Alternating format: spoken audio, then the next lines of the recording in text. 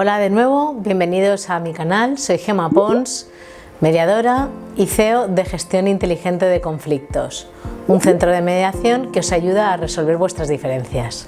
Hoy vengo a hablaros de los stakeholders en la resolución de conflictos.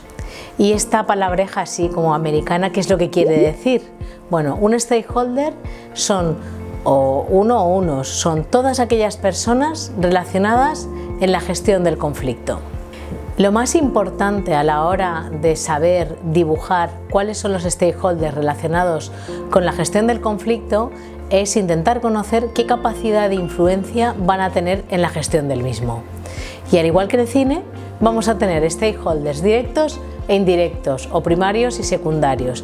Los primarios son las partes que sí o sí tienen que estar en la mediación, y los secundarios, aquellos que podemos hacer que entren y salgan de la mediación para mejorar la calidad del procedimiento.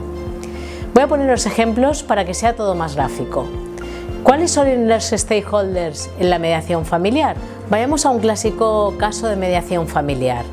Una pareja de gente joven, más o menos entre 35 y 45 años, que tienen niños pequeños y que obviamente ambos trabajan y que para mejorar su día a día pueden o contratar a personas que les ayuden a las que pagan o bien tirar de los abuelos, que es algo mucho más frecuente.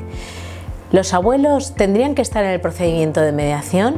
Pues yo les diría que claramente sí. ¿Por qué?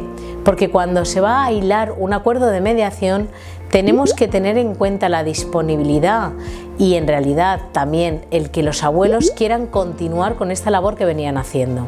Es sustancial para que los acuerdos de mediación sean sostenibles en el tiempo.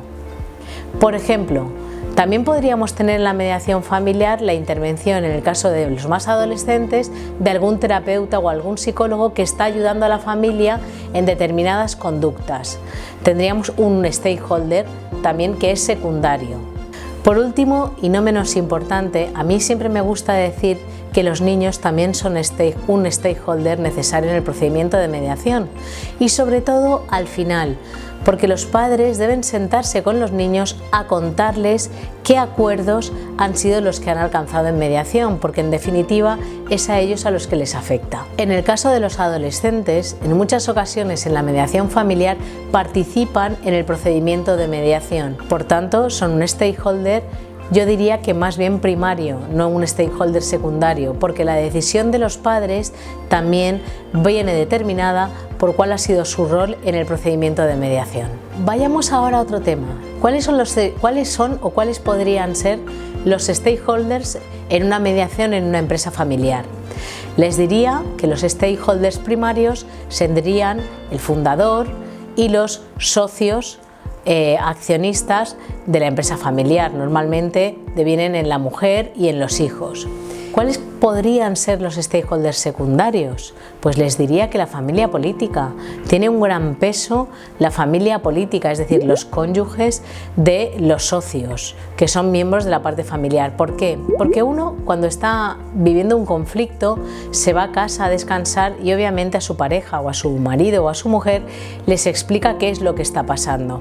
Estos stakeholders tienen una gran capacidad de influencia en cómo se va a desarrollar en la mediación. A mí me gusta siempre que desde el centro de mediación nuestro, desde Gestión Inteligente de Conflictos, les citemos para que escuchar cuál es su percepción del conflicto, y es cierto que no tienen capacidad en la toma de decisiones, pero sí que tienen una gran influencia en cómo se va a resolver el conflicto. ¿Y cuáles son también otros stakeholders muy importantes, sobre todo para poder redactar acuerdos de protocolos en la empresa familiar o acuerdos de sucesión?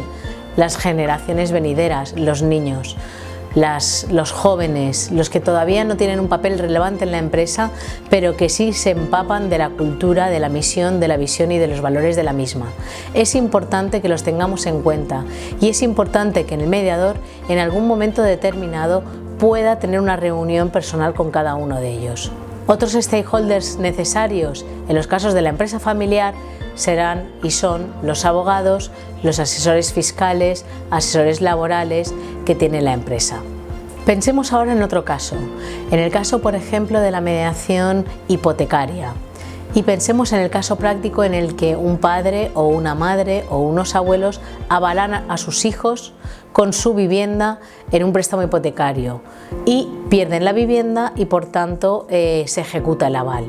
¿Qué es lo que pasa aquí? Pues evidentemente en esta mediación tienen que estar los deudores hipotecarios, el abuelo avalista o la abuela avalista, la entidad bancaria, y también tenemos que tener en cuenta, en caso de que se hable de vulnerabilidad de las familias, a otros terceros que quizás no tienen una intervención directa, pero sí tienen una intervención indirecta muy importante, como pueden ser servicios sociales y empresas del tercer sector que están ayudando a las familias vulnerables en este momento a superar esta situación tan complicada, como son las ONGs, Cáritas, Cruz Roja, etc.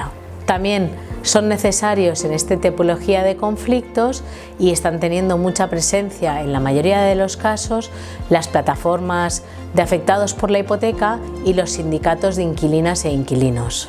Muchas gracias por vuestra atención en este tema tan apasionante como son los stakeholders en mediación.